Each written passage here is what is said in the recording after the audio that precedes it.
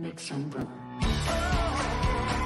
Everywhere I go, I'm in the spotlight. This is a good life. I'm living bold. This is what it looks like. On the tip of the world.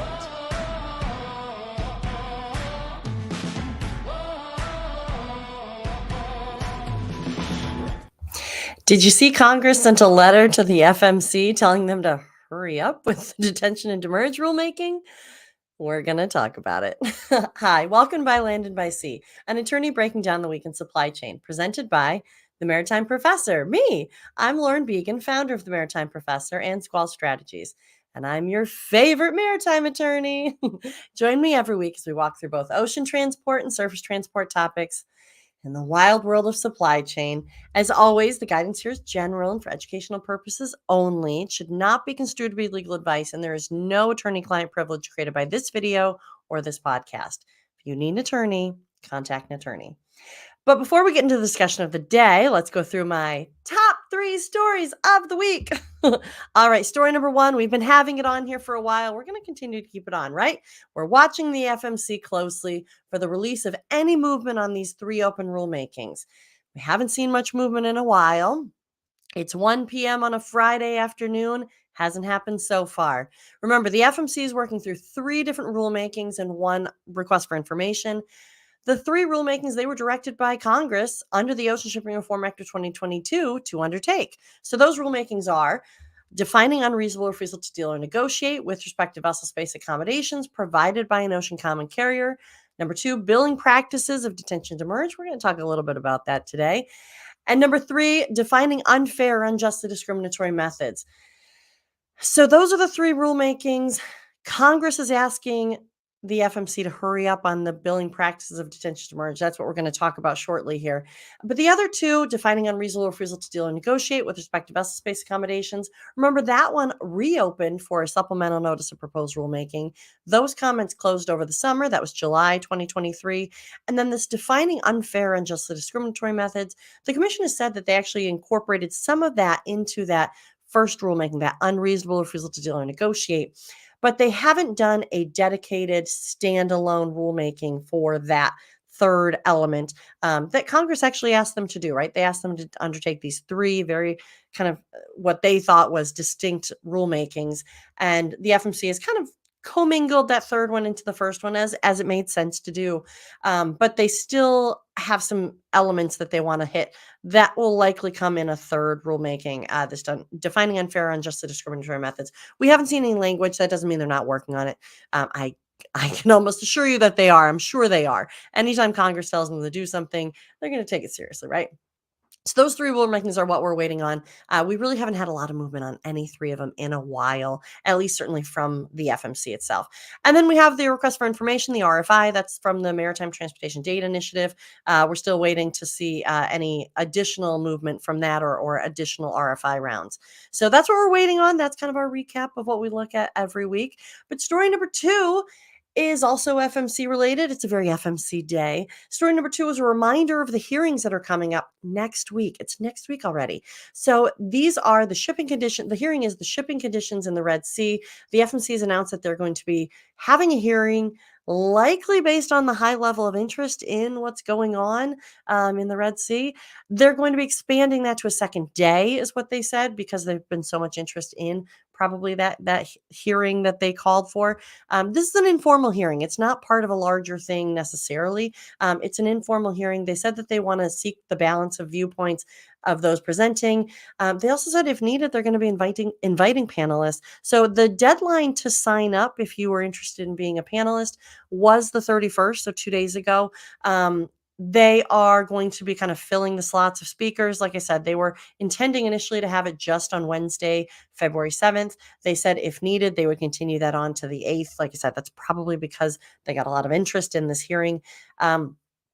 They want to maintain the balance of the voices. So even though people may not have asked to be on the panel, the FMC might be going out and soliciting their involvement. I think that sounds good, right? They want to be fair. They want to make sure that the voices on the panel are kind of all different areas of the supply chain so that they get an accurate, complete view in this, like I said, informal hearing on the shipping conditions in the Red Sea. So again, what they're going to be examining, what they said is how conditions in the Red Sea and the Gulf of Aden are impacting commercial shipping and the global supply chains. The hearing is supposed to allow stakeholders to communicate with the Commission of how operations have been disrupted by attacks on commercial shipping, steps taken in response to these events, and then the resulting effects. I think this is going to be pretty interesting. They're going to be webcasting this out, so you certainly can be there in person. It's going to be at the Surface Transportation Board in DC, but they are going to be live streaming this for those who can't participate in person. All the panelists were required to be there in person, but you don't have to be to watch it. I believe they're going to be putting this on their YouTube page, but I'll certainly add that information as I get the link. But the FMC, don't forget, they're going to be having this hearing in less than a week. It's going to be 5 days from now. It's next Wednesday, February 7th, and potentially Thursday, February 8th. All right, story number 3. So this is the story about Congress asking the FMC to hurry up. So on January 26th, so last Friday, Congressman Dusty Johnson and Congressman John Garamendi wrote a letter to the FMC urging the FMC to finalize the rule on detention and demurrage billing requirements. They said, as required by OSRA, the Ocean Shipping Reform Act of 2022, which was actually co-sponsored, right, by these two congressmen. As we know, OSRA 2022 became law June 16th, 2022. So look, I've seen a few people mentioning this letter online. I don't think it's a huge deal, right? Sure, I'm playing it up for today, but I don't think it's a huge deal. Yes, the FMC is very overdue on the final rule of the D&D rulemaking, but in terms of these congressmen sending this letter, they actually sent one last year too. They sent a letter last January 2023. So it almost seems to suggest that this is like a routine letter that they send to the FMC encouraging the finalization of the rulemaking, not to minimize the fact that the congressmen are telling them, hurry up, guys. But I don't think that this is, of course, that's what the FMC is trying to do. I don't think that this is the you must hurry up letter. The letter in January 2023 was actually a little premature, I would say, as the Ocean Shipping Reform Act of 22 law had only required the D&D rulemaking to be finalized 1 year from the date of enactment. So that was June 16th, 2023. They sent their letter January 23, the first letter, and now they're sending another letter a year from that. But the first letter was kind of preemptive to the deadline of the D&D rulemaking. Stated another way, the FMC was supposed to have finished this June 16th, 2023, 1 year post the enactment of OSRA, which was June 16, 2022. They didn't do that. Congress is saying, look, hurry up, please. The letter itself is actually probably mostly what you'd expect, right? And I'll add it does stress the urgency, but it's not overly condemning of the extended timeline, right? So one part that I did find interesting though is the attention to the marine terminal operators and ports. It was a very short letter. It was just about 1 page, but they had like 3, maybe 4 paragraphs, but they had like paragraph number 2 dedicated to a quick discussion of marine terminal operators and ports. So what this said from the congressman in this letter: Mr. Stephen A. Edwards, Chief Executive Officer of the Virginia Port Authority, testified on the urgency of finalizing this critical rule before the House Committee Transportation and Infrastructure's hearing on January 17, 2024. When asked what Congress can do to improve ocean shipping, Mr. Edwards implored members of the committee to encourage the FMC to finalize the demurrage and detention rule. He also testified that marine terminal operators and other industry participants from top to bottom are eager for a finalized rule so they can comply with the intent of the law. Of course, right? Yes, of course. The ports want it done, the carriers want it done, the shippers want it done. Everybody wants this rule finalized. But I just note that it was interesting that this came from a port, and maybe because the port is a U.S. interest, it's U.S. based. This was the Virginia Port Authority. But I find it interesting because Congressman Auchincloss of Massachusetts sent a late filed comment for the detention demurrage docket. We talked about this previously. That was sent just this fall, where he said in that letter that he didn't support versions of the Ocean Shipping Reform Act of 2022 that included MTOs as entities to be included in any rulemaking on demurrage or detention billing practices.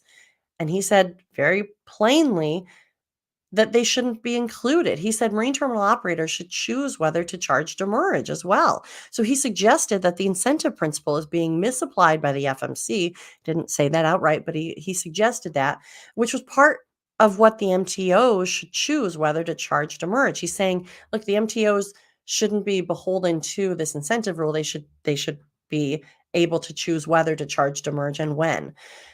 So all that to say, I'm just interested, right? Like this is starting to build a kind of interesting dynamic. I'm interested to see if what makes it into the final language, right? Will the MTOs be included in the detention demurrage billing rulemaking? I guess we're going to find out, and hopefully soon. I look, I would suspect that this congressional letter from Dusty Johnson and John Garamendi might increase the urgency of the final rules release, right? Because it they sent one in January 23, now they're sending one January 24.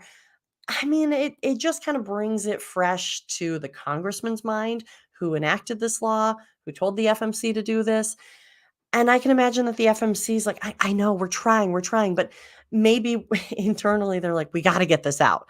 So all that had me thinking that maybe it's time we did a little refresh of what the last D&D billing practices, what the last round was, the notice of proposed rulemaking. We've covered this before. I think we covered right when it came out, October 2022. Um, did you hear that? The last movement from the commission on this was October 2022.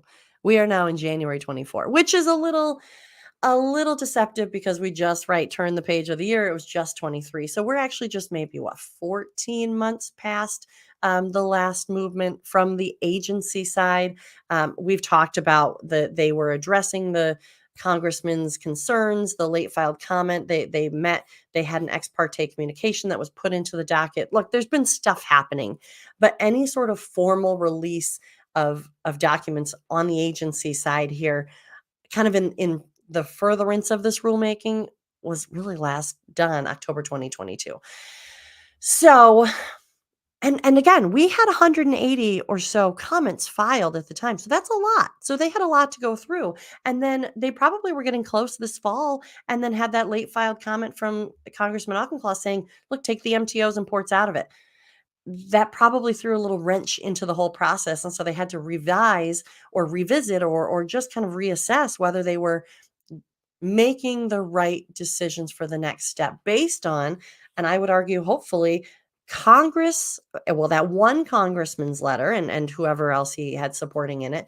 I think it was a congressman from Texas who also supported him, Babin.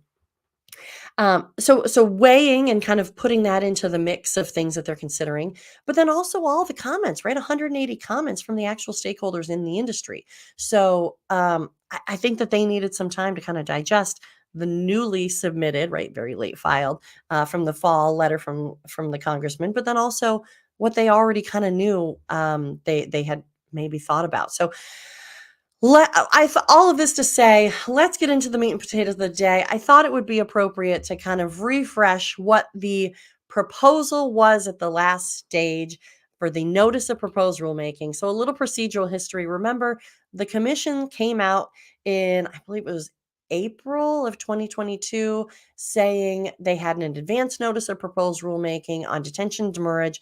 They were asking questions in the industry of where they should go with this rulemaking. That was before Congress told them to do that. They said, we need to tackle this detention and demurrage. That was, I believe, spring of 2022. I believe it was April of 2022. So a while ago, almost 2 years ago, the FMC kind of started this on their own. OSRA passed June of 2022. They said, Congress said, look, FMC, you definitely need to hit this detention demurrage rulemaking. FMC said, thanks for your input. We already are. It shifted a little bit the focus on the next round that we saw. So the FMC incorporated the OSRA requirements into the next round, which was the notice of proposed rulemaking, which is where they start to propose some text of what they want in the or what they're suggesting in the proposed rule. And that's the last stage that we had, the notice of proposed rulemaking for detention demurrage billing requirements. Today, let's just refresh it pretty quickly. I mean, it's pretty. There's a lot going on in the proposal. I encourage everybody to go back and check it, just to, I mean, just stay fresh on it, right? So, the proposed rule was saying that it would do four things. One, adopt minimum information that common carriers must include in a demurrage and detention invoice that was listed. Um, Number two, add to this list additional information that must be included in and with a detention demurrage invoice. And so I say that was listed in OSRA. So one was adopt minimum information that must be included. That was part of the OSRA 13 requirements.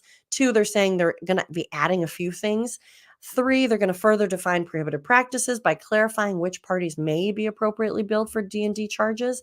And four, establish billing practices that billing parties must follow when invoicing for D&D charges. So the rule went through a whole thing of summarizing the comments that were brought in on the advance notice of proposed rulemaking, that first go around.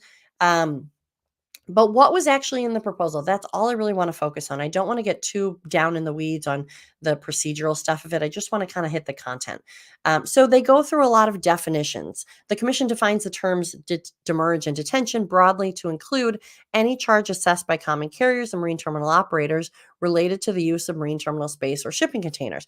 So just because they include D&D in their definition as including MTOs, I think that's okay, right? What Congressman Auchincloss and Congressman Babin were basically saying was, we just don't want the requirements to be also put on the MTOs.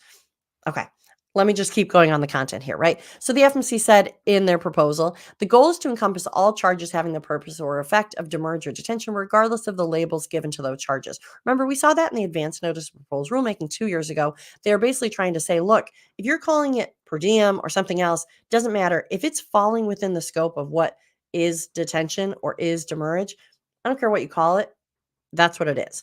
So they're trying to kind of streamline that by saying, look, demurrage and detention needs to start being called that in the appropriate instance. So they said, under this definition, a charge assessed by a common carrier for the use of containers outside of a marine terminal would fall within the scope of this rule, regardless of whether the charge was called detention appropriately or per diem. Similarly, a charge assessed because a container is taking up terminal space would fall within the scope of this rule, even if the billing party called the charge something other than demurrage. So they kind of just simply said what demurrage is, taking up space on the yard or terminal, and what detention is, the use of the container outside of a marine terminal.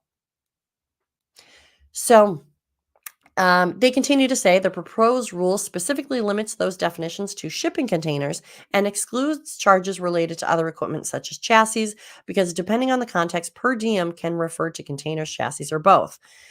They also say the commission supports defining demurrage or detention charges based on what asset is the source of the charge, land or container, as opposed to the location of a container inside or outside of a terminal. The commission discouraged use of terms such as storage and per diem as synonyms for demurrage or detention because those terms add additional complexity. So what we saw throughout the proposed rulemaking, the NPRM, was the commission really tried to simplify where they could. There was really an intention, and they kept saying it in the language, that they were trying to simplify things.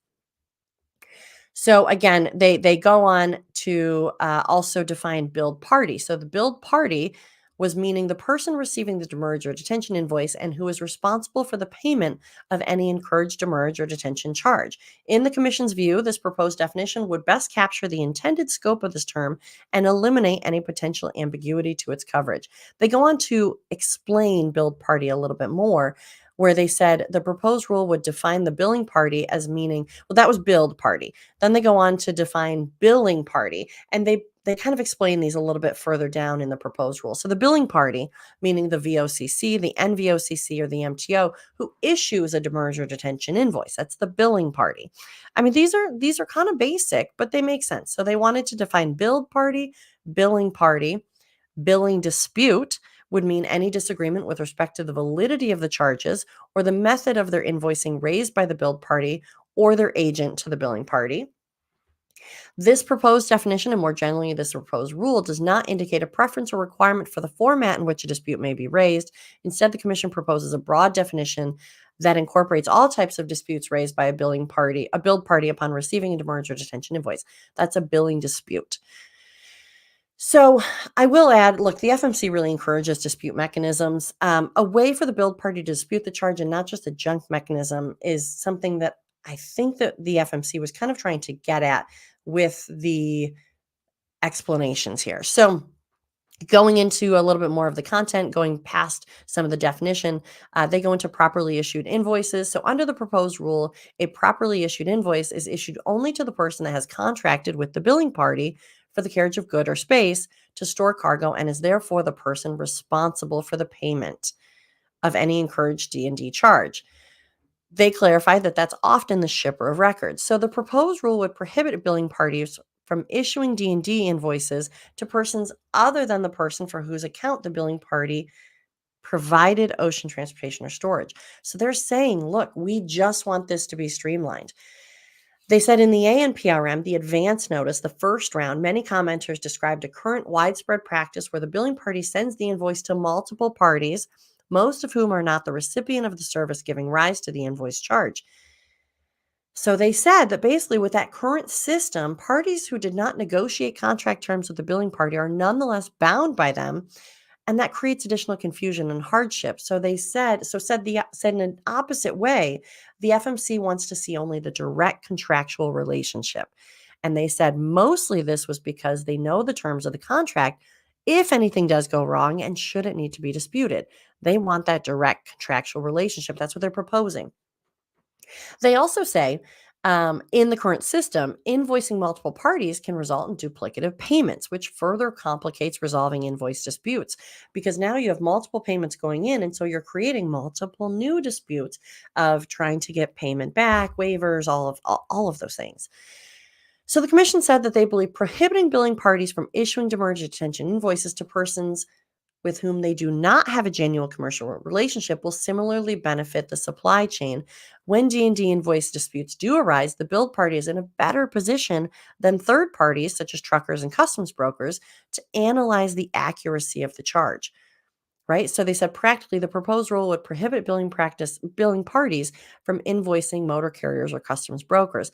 Although a motor carrier could pay on behalf of a billed party, the motor carrier would not be liable for those charges and could not be penalized for non-payment of charges.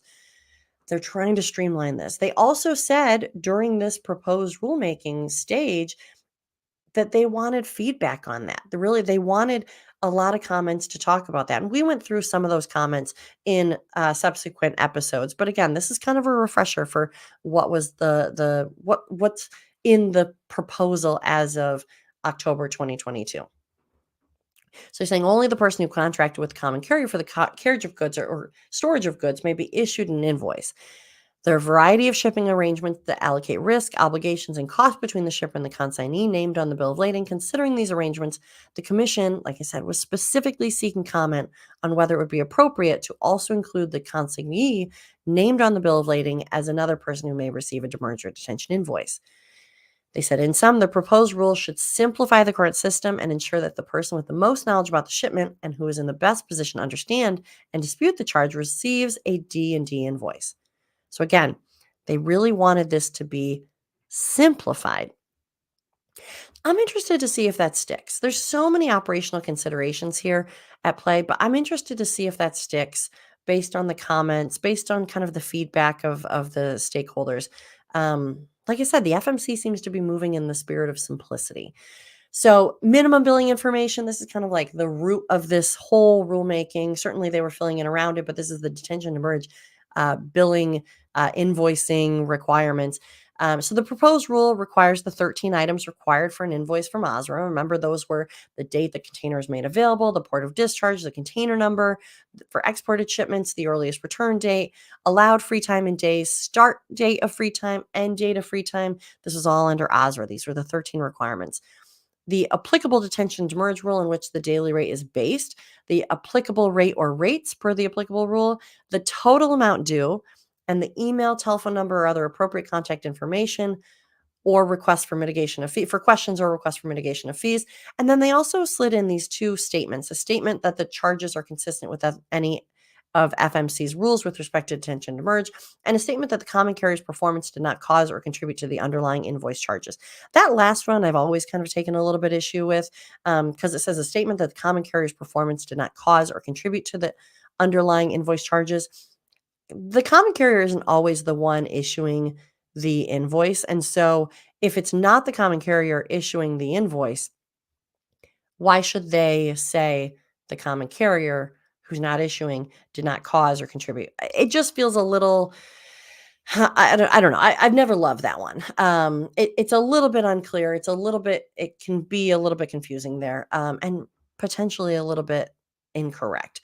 But anyway, so we move on. So the proposed rule, as the FMC said, would also require billing parties to include minimum information in addition to those 13 requirements. So the FMC would like to include specific identifying, timing, rate, and dispute resolution information, and they're requesting comments on whether it should require billing parties to include all the proposed information in demurrage and detention invoices. If the commenter opposes any of the proposed requirements, they should identify the information and the obstacles or burden. So these were what they were asking for comments on. If the commenter supports the proposed required information, they should explain how the specific information will assist them in verifying the accuracy of the charge or ascertaining how the charge was calculated. And I think that last piece is important because they really were trying to get to accuracy of the invoice, accuracy of the charges, and kind of checking work, right? Ascertaining how the charge was calculated. So, identifying information. The proposed rule clarifies that billing parties must only include ports of discharge for import shipments because providing the port of discharge on a demurrage or detention invoice would be less useful for exports. So, they're kind of clarifying some of the congressional OSRA language, right? They said the proposed rule would also require billing parties to include the bill of lading number and the basis for why the billed party was invoiced and thus liable for the charge. That last one is a little bit interesting, right? The basis for why the billed party was invoiced. So that kind of goes back to that direct contractual relationship. Why did they send it to the billed party? Timing information. This was kind of an interesting piece, and I'm going to be interested to see where they end up on this whenever the final rule is released. But like I said, hopefully that letter from Congress will scoot things along. But so timing information in the content of the D&D rulemaking, the proposed rule from October 22.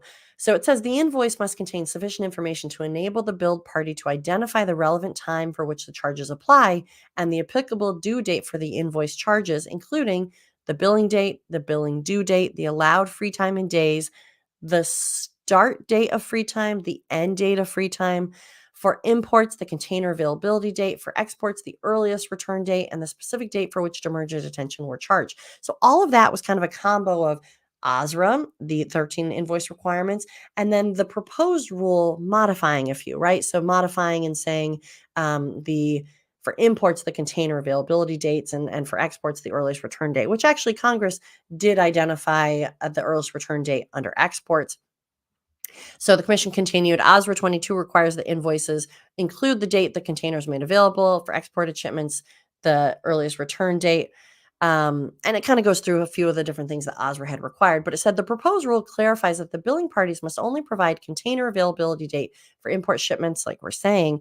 They clarified that piece. The proposed rule would also require billing parties to specify the dates for which demurrage and detention charges accrued, the billing date and the billing due date.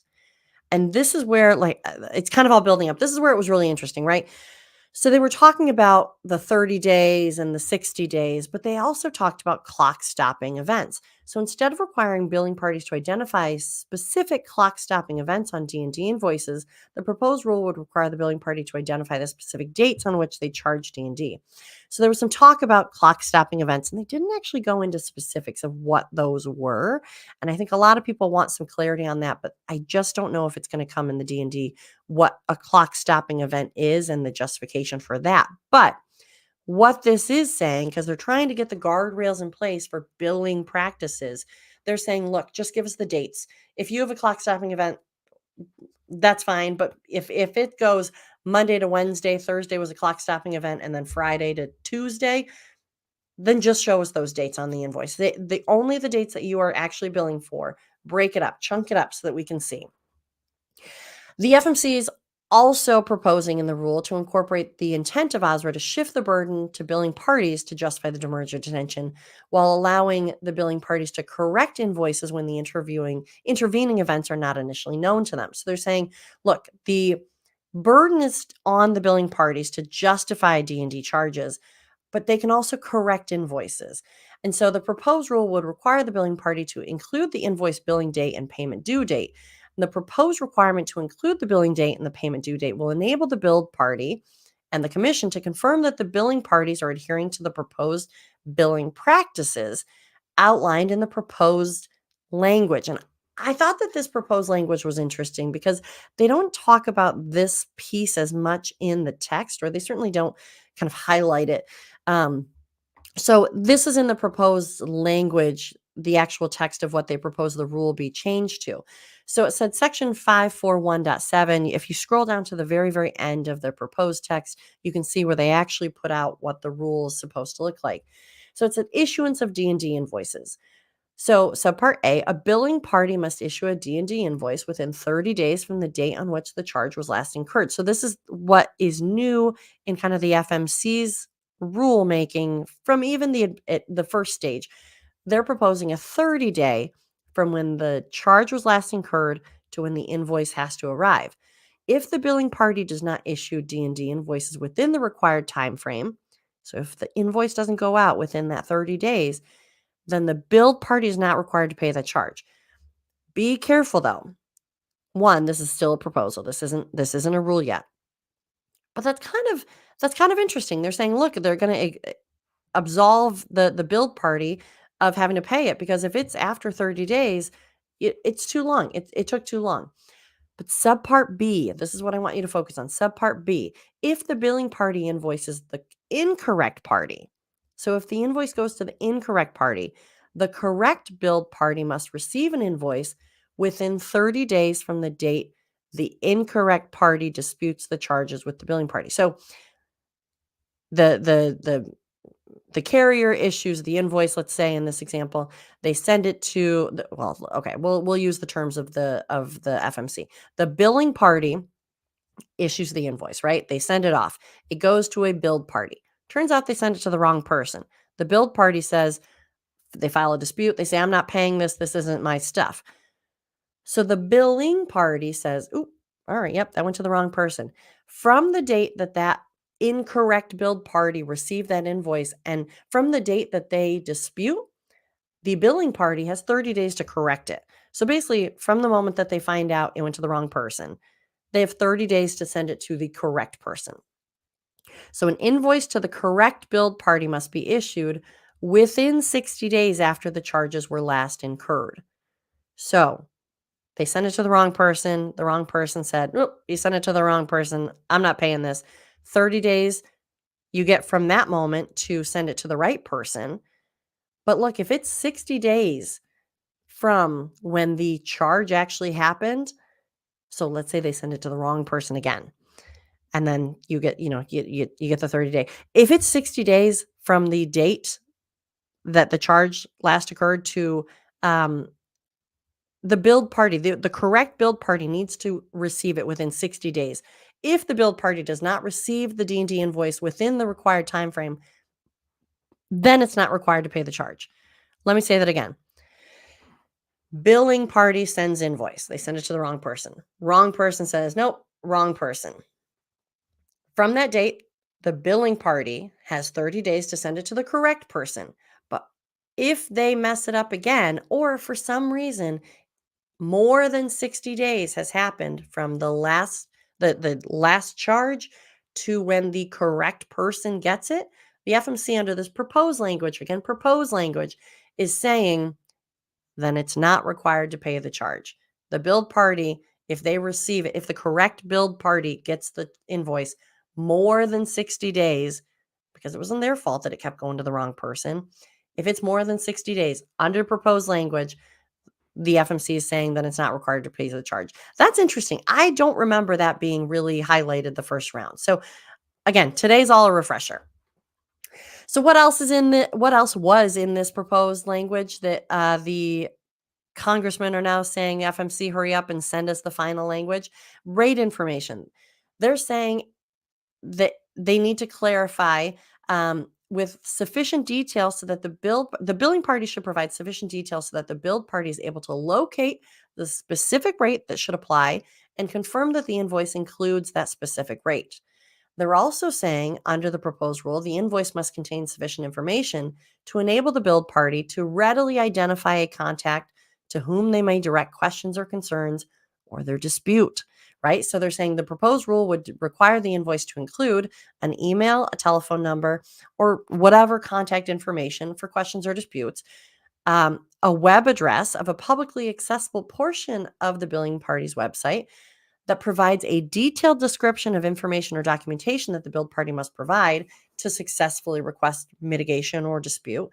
So they're kind of saying, put out there who to contact, put out there what information needs to be provided so that it's all up front, and define timeframes that comply with the billing practices on this part. So they want some clarity over the dispute section, and that's what they're putting in this proposal. Billing practices, again, the proposed 30-day time frame to issue the D&D invoice, and then this is the piece that's important. Once the correctly issued invoice goes to the correct billed party, then the billed party has 30 days to basically stake a dispute, right? They have 30 days to say that they want to dispute the charges. So it's interesting, right? I like this 30-day thing. I think that, or having some sort of a time frame on it, because otherwise it gets too aging. So they're saying 30 days from when the last charge happened, the billing party needs to send the invoice. 30 days from when that invoice is received to the correct billed party, that billed party has to either submit their dispute or pay it. So like I said, we have that 30 days. We kind of went at length of the actual text. So go check out section 541.7 of the proposed text as well, because that's where they talk about the incorrect versus correct party and those timelines. So today was just a refresher, right? All of this is still proposed language. This was just general discussion, not legal advice. This is simply refreshing your memory of some of the proposals we saw in that last notice of proposed rulemaking of the detention to merge rulemaking. And the reason why we brought all this up was simply because Congressman Dusty Johnson and Congressman John Garamendi sent a letter to the FMC telling them to hurry up. So it just got in my head that it's been a while since we last looked at this, and so I thought you might appreciate a look back. I know that I did, looking back at all the language here.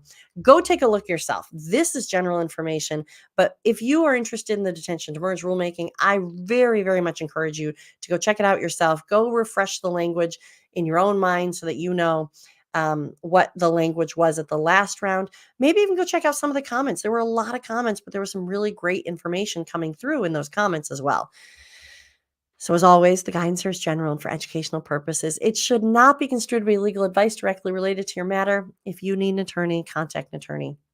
But if you do have specific legal questions, feel free to reach out to me at my legal company, Squall Strategies. Otherwise, for the non-legal questions, the e-learning, and general industry information and insights, come find me at the Maritime Professor. If you like these videos, let me know, comment, like, and share. If you want to listen to these episodes on demand, or if you missed any previous episodes, check out the podcast by Land and by Sea.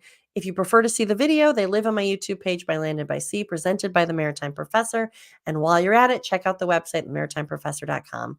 So until next week, this is Lauren Began, the Maritime Professor, and you've just listened to By Land and by Sea. See you next time.